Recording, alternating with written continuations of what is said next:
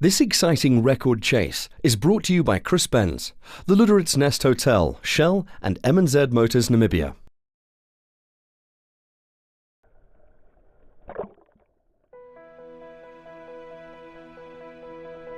Speed is a strange thing. There is a hint of addiction in there, somewhere. It can draw you halfway around the world to experience 20 seconds of an intense rush that will leave you screaming in delight, desperate to go faster, faster and faster.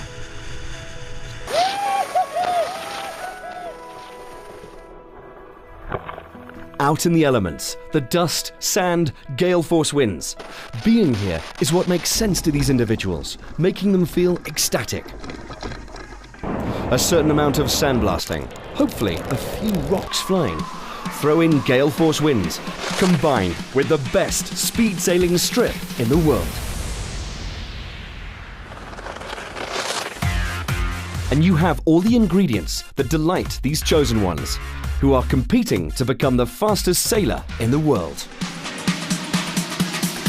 The wind it's completely nutso here. I mean, when it blows hard, you get a sandstorm, you got rocks flying. There's really a lot of pressure, and you gotta really hook into it. And if you're not feeling it, you're better off just sitting by the container and sitting it out, because you really got to be on top of it and feel like you can handle, because it's really extreme. All speed sailors, from the best in the world to those who are simply drawn in by the addiction of speed, aim for the holy grail of wind. Luderitz, Namibia, searching for that perfect run. You jump on the board in the starting. The wind is just enough to make you go on foot easy. After the wind build, you set up, you hook on, you stand the front foot, you ride a massive wind, you do the angle, you do the corner, wow! And the wind is stronger, stronger, stronger, stronger.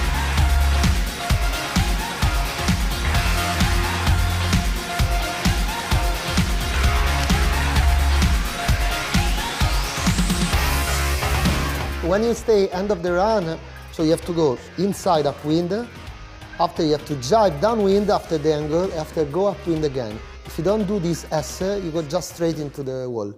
It's not very funny. Speed has always fascinated man, and the thrill of going fast far outweighs the pain of the wipeouts. But 20 years ago, the speeds were no greater than 40 knots, or 74 kilometers an hour. And these falls hurt, but didn't hurt that much. Today, with speeds approaching 100 kilometers an hour, the riders need more protection than before, and a crash is not necessarily a pleasant experience. This Italian stallion, Andrea Baldini, who won the European Championships in 2009, knows the feeling of wiping out at over 85 kilometers an hour. I crashed full speed. I was 46 knot speed. Hit the sandbank and they land with the back on the side of the canal. But these riders are as tough as nails, and a little crash is all in a day's work. It's still painful, man. It's good. We are strong, so no problem. But the lure of going fast and breaking the world speed sailing record shifts the competitors into another gear to lay all on the line. The level of riders participating in the 2014 event is very high, and the new records should prove it. This is the 8th edition of this world record attempt in speed sailing. We have this year 17 different nationalities who are representing their country, and 35 competitors who come from all over the world to fight and try to break world and national records. So we will have a 4 weeks competition. The wind is the key, so we need some wind to be the fastest. And we have reached so far 11 world and 64 national records. With the caliber of champions coming out to Luderitz this year, we believe the world record is certainly up for grabs. So 4 weeks of performances, action, and I think spectacular action and videos. Yeah. The speed channel is 1 kilometer long, and the timing of each run is an average of your speed over 500 meters. At the moment, the outright speed sailing record is held by Paul Larsen, who sailed his sail rocket into the record books with an incredible speed of 65.45 knots, 121 kilometers an hour. The kitesurfing world record is held by Alex Kaziergas of France, an incredible 56.62 knots, that's 104 kilometers an hour. The windsurfers only recently broke the 50-knot barrier in 2012, and then Antoine Albeau of France set the fastest average of 52.05 knots. This world record was largely due to the amazing channel in Luderitz. For like 8 years we've been organizing this competition, and never the channel has been so perfect. We've been working a lot with the help of the whole community, the whole town. So we came with all the experiences of everyone to really a perfection. So it's gonna blow like hell again. Anders Bringdahl of Sweden was the first windsurfer to break the mythical 50 knots and is back this year, hoping to break the existing world record.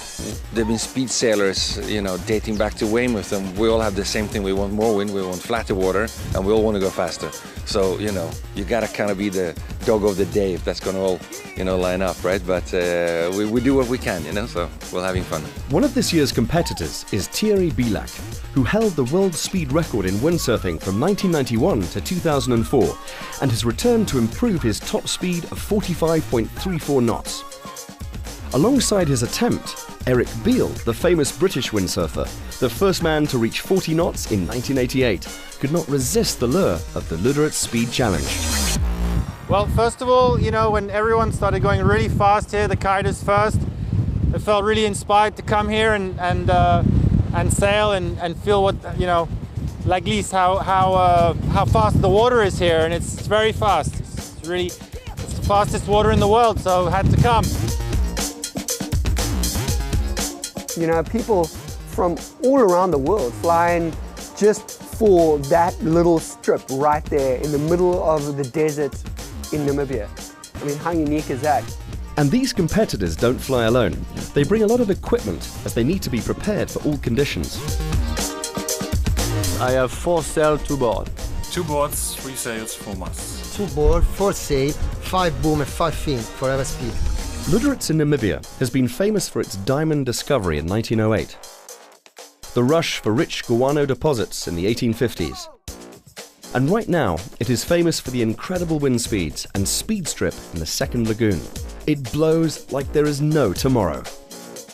One of the competitors this year is world-renowned surfer, motivational speaker, and stand-up paddleboarder Chris Burtish.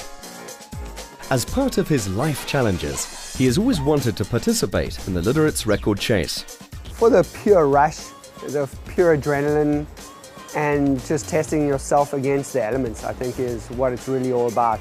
And I think, you know, when you're flying down that channel at, you know, 90 kilometers an hour, that exhilaration, that adrenaline rush, that absolute pure stoke of all your senses just tingling and going at 1,000 miles an hour is just, there's very few little split seconds that can really compare to that one moment. And I think that's why people take drugs, that's why people jump out of planes. We go down the speed run at 90 kilometers an hour, and there's nothing closer to pure joy than that in a split second.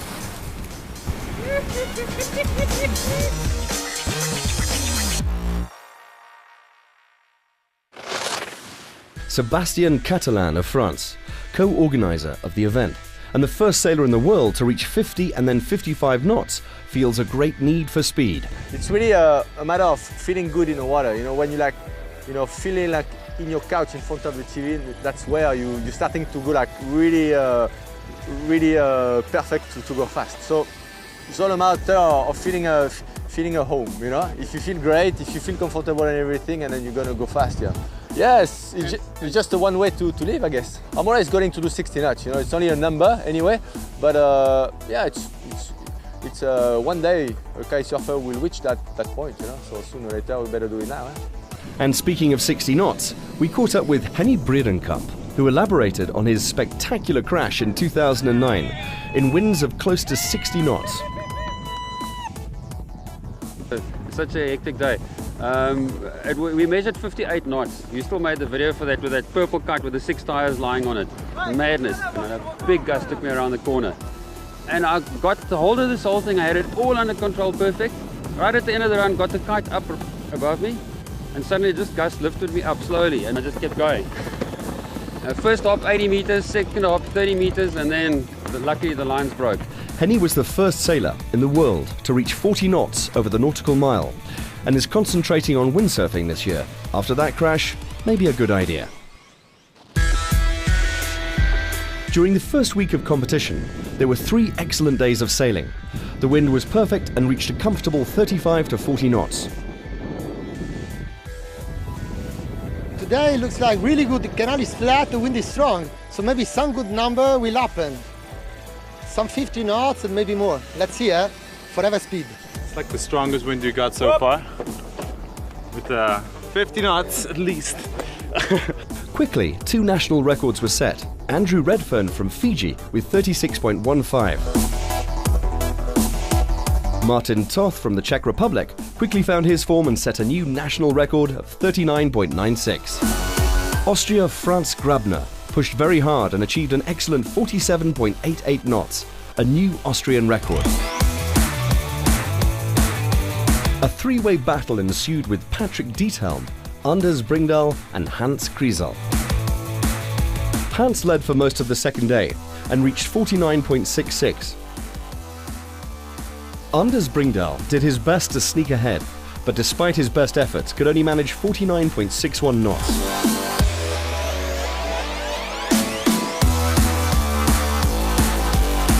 And then, Patrick Diethelm flew ahead with a magical run and a new Italian record of 51.09 knots, less than 1 knot of the world record. The excellent winds meant another national record was broken in the kitesurfing. The Swedish kitesurfer Roger Ornvang pushed his limits the whole day and became more and more comfortable in the channel. He achieved a new Swedish record of 43.19 knots, ending an excellent first week of sailing. The forecast is for more wind in a few days, so it's time to experience the splendor of Luderitz and its unusually beautiful surrounds. These speed sailors have taken advantage of the natural beauty of Luderitz. When the wind doesn't blow, they have their off days. Luderitz is a magical, charming little town which has retained much of its originality. It has much to offer in terms of the natural beauty of the area, the peninsula, the Namib Desert sand dunes, the lagoon, Diaz Point, catamaran tours. We are the only area in Namibia where you can see the African penguins, and also the history of the place. You know, Bartholomew Dias landing at 1487. There's a lot of navigational history, maritime history behind Luderitz. Not to mention the fantastic seafood, famous crayfish and a famous Luderitz oyster. But this is the best place to go. I'm here because I love it. I love the surrounding. The people are very friendly. They are kind, they're helpful, good food, good friendship, and then a few days a week go and just blast down the track. It's unbelievable. The adrenaline just pumping, and I love it so much. Then when we don't have winds, we just go around and look at the incredible nature they have here. It's a fantastic place to be, fantastic. It's so good. It's fascinating. The history is very interesting. It's an odd mixture of like imported German architecture, and so you're walking around and all of a sudden you're looking at these buildings and they're very, very different to what you'd expect in Africa. When you just go and you take the road from Luderitz, you feel like Armstrong, the guy that worked in the moon in the 60s. The landscape is just awesome, and you don't feel that you are in a normal place in Europe, like can be Saint-Tropez, Monaco, Sardinia, or what is beautiful as Los Angeles. It's just wild. That's why I thought it's super romantic. You feel the energy of the land, and when you do something good here, it's even bigger because all the atmosphere around keep your energy safe and strong. So Luderitz is the perfect place to dream. As the sun sets over a beautifully calm evening, the competitors are all dreaming of what is forecast for the next day. Gale force winds, flat water, and the need for speed. The forecast for the second week of sailing was looking really good, and the competitors knew that if they were on their game, they could break the world record. I expect today that if the wind kicks in, the angle gets better into the 135, somewhere there, so the canal stays flat. I expect that we have 2 to 3 guys to go past the current world record. I hope to be one of those. Today we'll see, I'm 0.95 of the record, so I think if we have the good wind like we had last Thursday and we have the flat water, I'm pretty sure I can get that extra knot. Yeah, I'm strong, I'm confident, I just need the right conditions, and then if we get the conditions, I think I can do it. Just need like 5 knots more and it's done. The world record is that way, so that's far. My girlfriend gave it to me to say that I would look special, keep me together in one piece. South African Mark Grinnell, who is in good form this year, will do whatever it takes to get to 50. Today the South African record will be beaten. 50, 51, maybe even 52. Mark had a startlingly good run with 49.23, edging his way to the mythical 50 knots and just over 3 knots off the world record.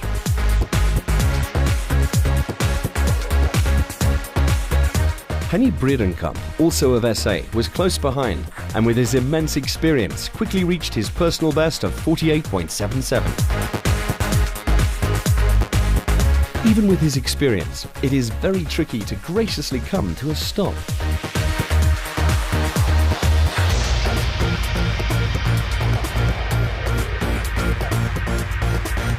Remo Diethelm, the Swiss champion, then smashed the Swiss record with 48.31.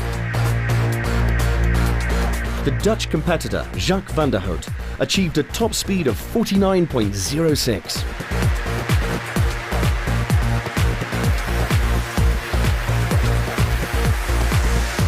Anders Bringdahl was unlucky with the gusts, and the Swedish champion reached 49.11.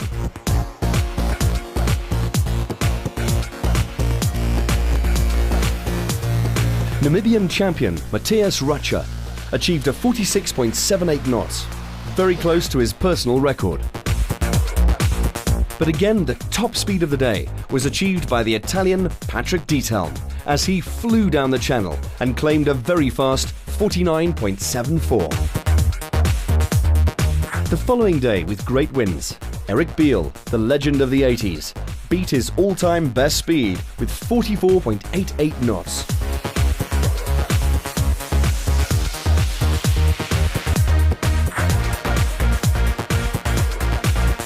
German Christian Bornemann came close to his best speed with 46.26 knots.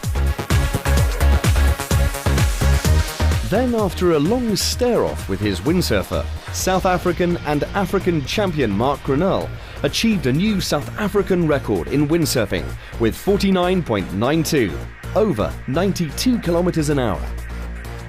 The Turkish champion Lina Erdal, the only lady in the 2014 record chase, achieved 44.33, only 1.5 knots short of the women's world record. In the kiting, the French kite surfer Sylvain Hosseini achieved 51.5 and went over 50 knots 7 times. He became more and more comfortable with the channel after each run, looping his kite at the end to slow him down quickly. World record holder and the first man to 50 knots, Sébastien Catalin, snuck in a great performance with 53.90 in kitesurfing. Overall, the fastest speed of the event so far. As an ex-windsurfer, he also notched up an amazing 43.55 in windsurfing. All are now hoping for the perfect conditions of strong, stable winds with the right angle to take their personal bests and the records to the next level. The forecast for the third week looks insane. Eric Beale, the first windsurfer to 40 knots, is at the forefront of speed design technology and is creating what he believes is the future of speed sailing with both fins and boards. So really what I've tried to do is make it like a concept board. What does a 60 knot board look like? What does a 70 knot board look like? Incorporating some of the things that the kite has been working on. So basically an edging rail and combining that with the best elements of our windsurf speedboards. So it's kind of taking a fusion of different ideas and putting it together. By the third week, the competitors were chomping at the bit to get their speeds up and break records. The Luderitz winds filled in as expected, and on the 23rd of October 2014, the French disabled kiter Chris Ballois took to the channel. He was attempting to set up a new world record for disabled riders. His passion for the sport has motivated him to gain the skills, strength, physical and mental conditioning to achieve speeds that many non-disabled kitesurfers only dream of. His performance in the channel was remarkable, and in just over 25 knots, he went down in the history books as he set a new world record for disabled riders. He clocked a speed of 42.94 knots average over the official 500 meters. The following day, the winds picked up and blew a strong 40 to 45 knots.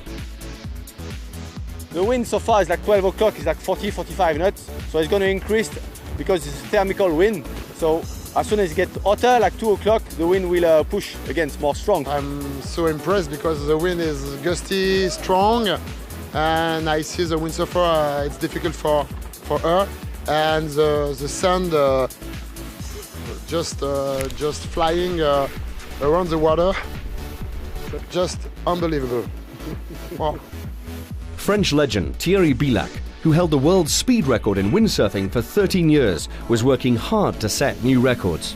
But the wind angle wasn't ideal, and the chop in the channel made conditions difficult, resulting in average runs in week 3. Some of the riders took the opportunity to train in choppy conditions today and test some equipment in the lagoon.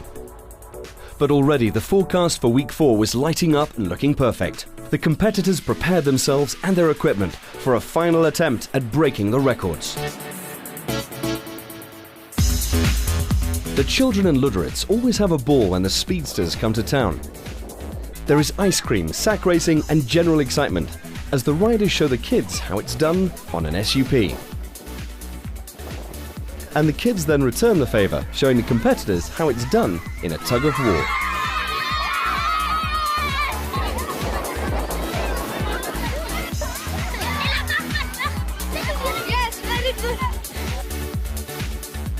A few of the local children are taught how to survive the great winds of Luderitz. It's very nice. It's my first day, you know, but it's nice. Week 4, and the forecast lit up with excellent winds predicted. The channel was ready for what proved to be the best week of sailing. The windsurfers were all gunning for the world record of 52.05 knots. Today looked fantastic. That will be the best day so far. And yeah, everybody's ready, and everybody trained for many days already. So yeah, it's not going to be a surprise. It's going to be a good score for sure for everybody. Yeah. We will start in 3 minutes now. We can start in 3 minutes now. So we just need to jump in the water and train as much as we can before the strong gust. Yeah. So good luck, guys. Yeah, looking good today. Yeah. Apparently the wind is picking up, like stronger than ever. I hope. We have a lots of national records who are waiting to be broken too, and the world record in speed sailing, in kitesurfing and windsurfing. Maybe it's the day, I don't know. So far it's like 25-30 knots, but we expect maybe 40 knots. So let's see. First off, and the Serbian kitesurfer Zoran Jovanovic set a new Serbian record of 39.4 knots. In the windsurfing, the exciting racing changed lead several times. Raffaello Gardelli of Sweden came screaming down the channel with 46.78 knots. Soon after, Denis Vladimirov set a new Russian record of 47.67 knots. Then into the lead with 48.33, Jean-Michel Clorec of France, steaming down the channel and loving every second of it.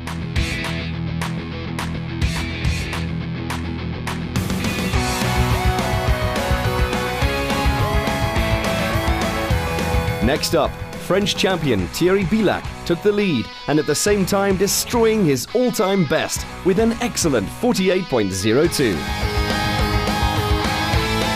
German Christian Bornemann started fast and had an excellent run to go into the lead and finish with a new German national record of 48.82.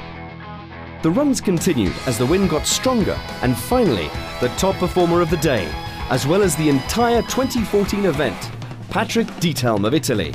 He recorded the fastest speed of the 2014 event, registering an impressive new Italian record of 51.18, less than a knot slower than the world record.